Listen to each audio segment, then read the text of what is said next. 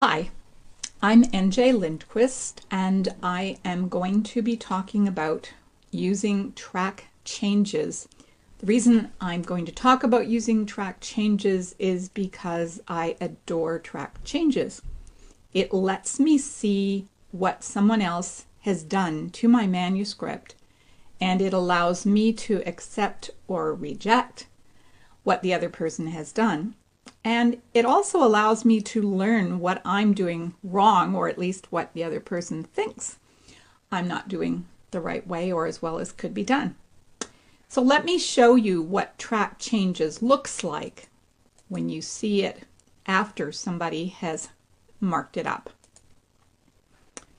This is kind of what it could look like. Now it could be green or blue or purple. The colors are optional. You can actually decide what colors you want to see.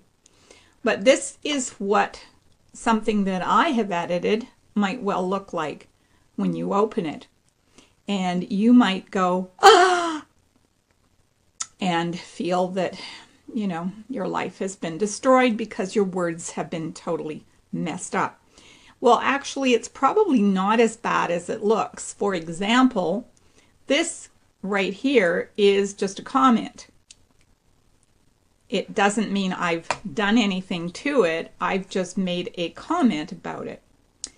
And you can also see, if you look closely here, that there are two people making comments. One of them is in orange and says MC, and the other one is in pink and says NJ.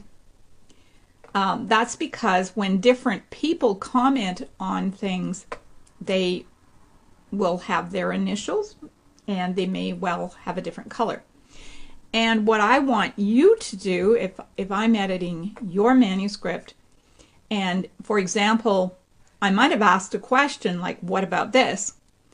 So what I want you to do, first of all, I do not want you to write in my comment, which is what a lot of people do. What I do want you to do is this.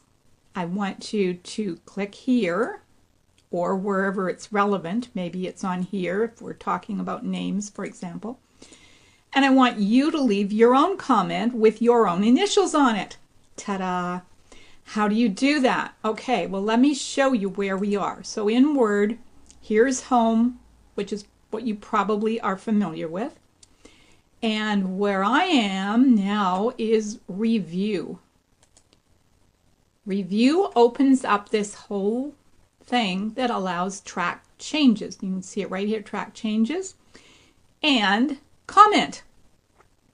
So to insert a new comment, you put your cursor there or wherever you want it, and you click on New Comment. So here we are. I am making a new comment. So for example, if I have asked you a question, why did you use this? How old is she? What's her last name? You simply put in an answer, and there it goes. And now we've got yet another interesting colors. So now I've gone orange. How do those colors come up? Well, I'll show you that too. But basically, that's how you create comments, okay? So you put your cursor here, or if you want to comment on a specific thing, say you hate that particular phrase because I've used it 3 times already, and you want to say, change this to another phrase. There you go. Comment is made. Yes, you do have to at some point save the comments, but that's easy enough to do. You just click up here to hit save. So what else do you need to know about comments? If you want to go through comments, you can just go look through them, go back. If you want to erase a comment, you can delete, or you can just click on the comment right here and hit delete. So the main point about comments is if you've been asked a question, or if you have a question for the person who you're working with, make a comment. Don't write in another person's comment.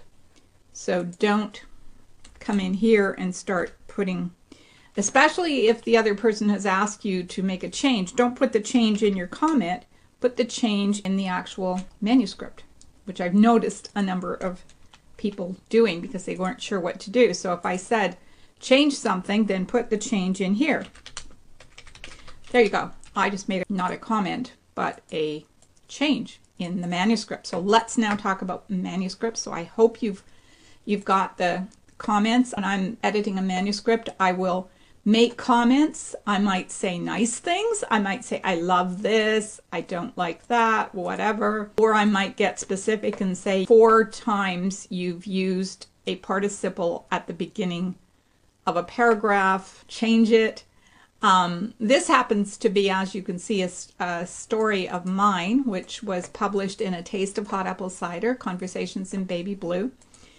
And I had someone edit it for me because I was actually the editor of the book, so I didn't really want to be the only editor of my own work, so I had asked someone else to give me some opinions, and that happened. And you can see there were a number of opinions. Now, I have had manuscripts that were way more marked up than this, so don't look at your manuscript with a lot of markings on it and immediately assume the worst, because some of the marks might actually be great. They might say, I love this. Some of them will just be simple things like you have an it where there should be an if and things like that, or you need a comma here. They might be very simple. And some of them will be ones that might ask a question or a comment and give you a suggestion. So don't worry about them. They're in a way, they're a dialogue. We can't be together, so we use comments as a way to have a conversation about the piece that is being edited. So now for track changes. First of all, you turn them on right here. So right now, I can make any change I want and nothing happens. Okay, that means track changes is turned off. Now I'm going to turn it on like that, and you can see that it's on because it suddenly came out in living color, right? So that's off, that's on. I feel like I should be doing wax on, wax off.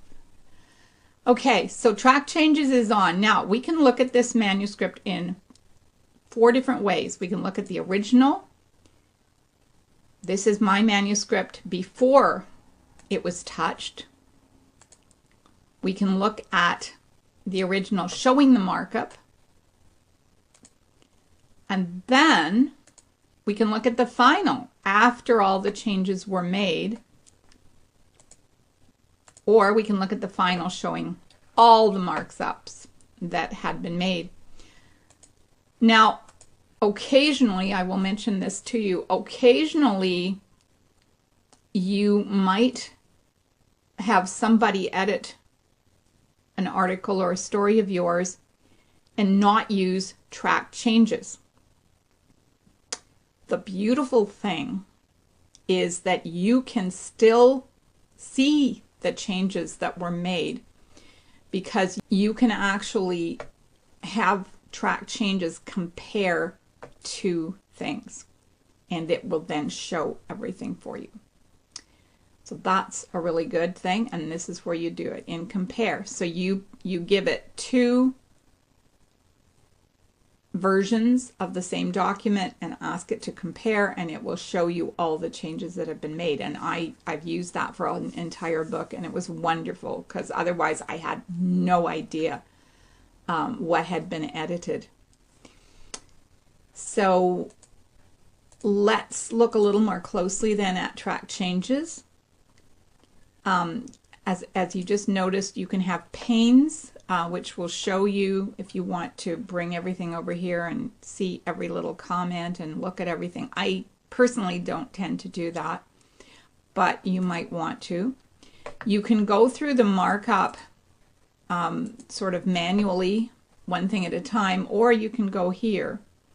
You can go to the first thing that's been changed. Now that actually is something that's been deleted. When you see a line through it like that, it means it's been deleted. So I can accept that change or I can reject that change. So I can accept and move to the next. I can just accept it but stay there.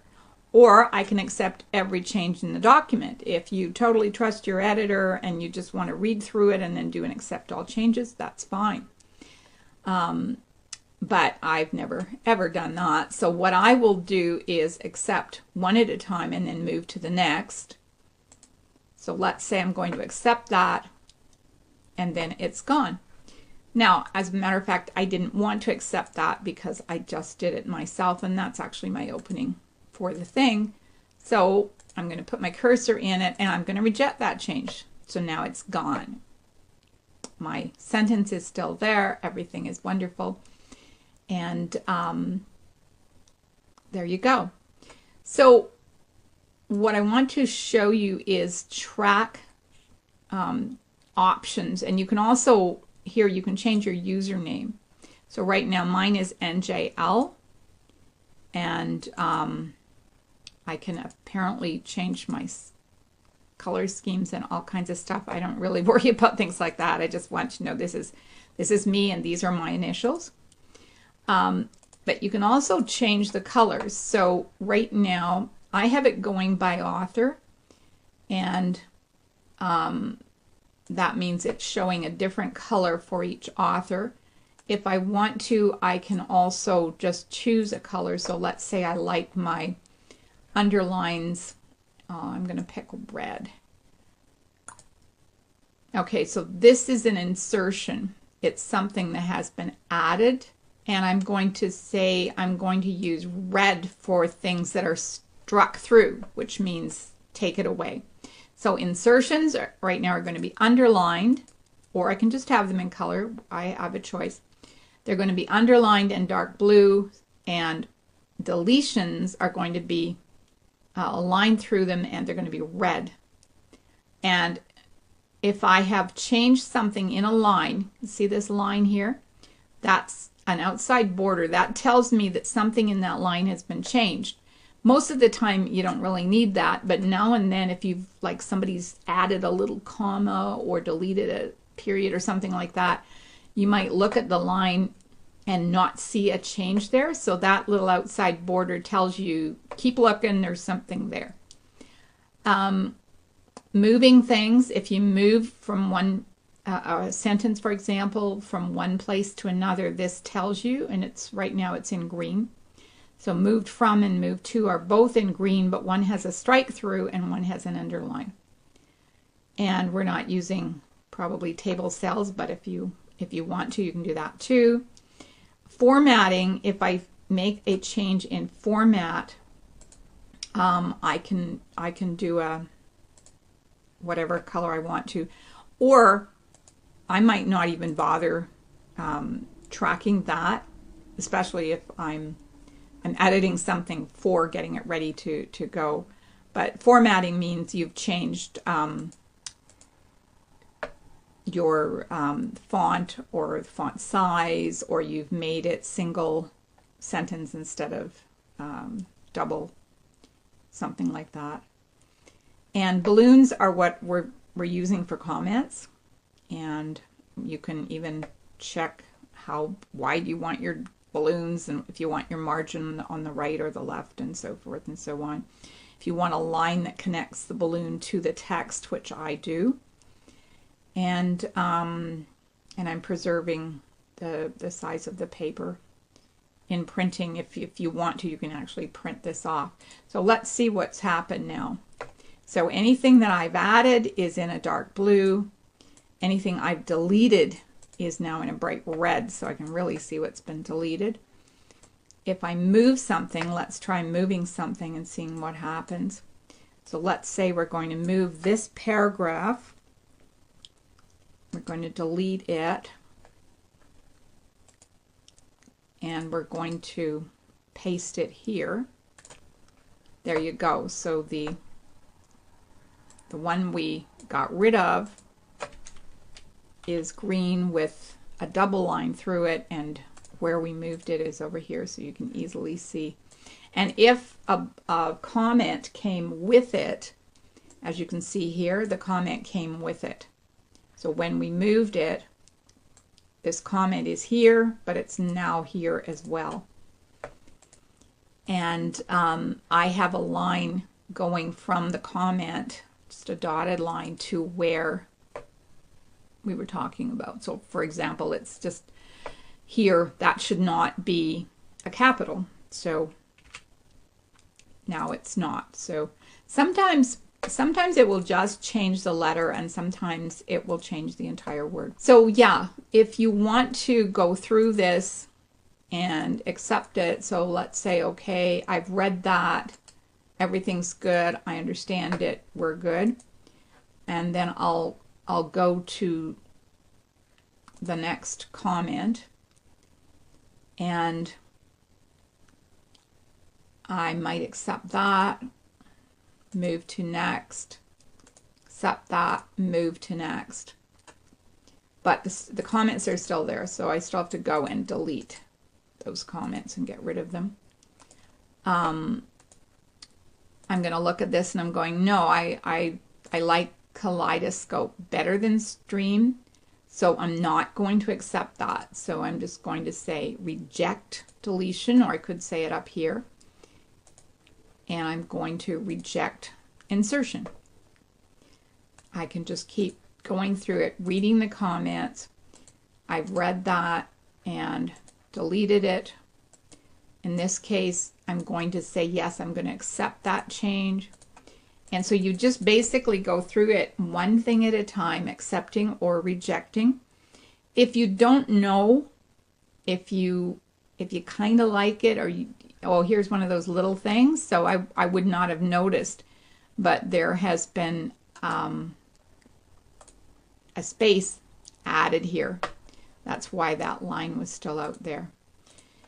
So if you don't know whether to accept it or not, if you're working with me, what I give you are suggestions, not commands. So I am more than open to discuss. Maybe you had a good reason for that that wasn't obvious to me. So put a comment in and explain why I'm not changing that, because, and so forth. And or if it gets down to it, we can have a phone call if necessary to discuss what needs to happen and why something should be changed. I will often say, you know, I don't like that opening. I'd like a new opening. And guess what? Way down here, here is something right there that I would like for an opening. So I'm going to say, let's take that, move it up here, make that the new opening. And you can see it, and you can say, no, I hate that, it doesn't work, we have to change it. That's okay. I never want somebody to just accept a change because I said so and they're afraid to argue with me. It's your writing, so you get last say. If by any chance we just can't agree and we just, it becomes a huge factor, then you get final decision as to whether you want to continue to work with me or you just want to take it and go away. And that's perfectly fine. No grudges will be held, no nothing, because we all have our inner feeling as to why we wrote something and why it matters to us. Oh, I just formatted something for italics, so you just noticed that that happened, and if that's good, you can accept it. Sometimes I will discover that I want to do a bunch of formatting, but I don't want to have to go through the whole thing doing that, in which case I will just stop track changes, make my formatting changes. In this case, I'm making a bunch of and then I'll go back and turn track changes back on, and away we go. And if you watch my short webinar on formatting, you'll see some of the things that I do when I format an article or a story or a poem to get it ready to be published. So when you get it, it might be just in final, showing these are all the changes that have been made to it, and you can look at that first. You choose if you want to read it in final first, if you want to go back and read the original, if you want to read the original with all the markups, or if you want to read the final with all the markups. It may, in this case, I think it may have ended up at the same. Then go ahead and make that decision as to where you want to read first.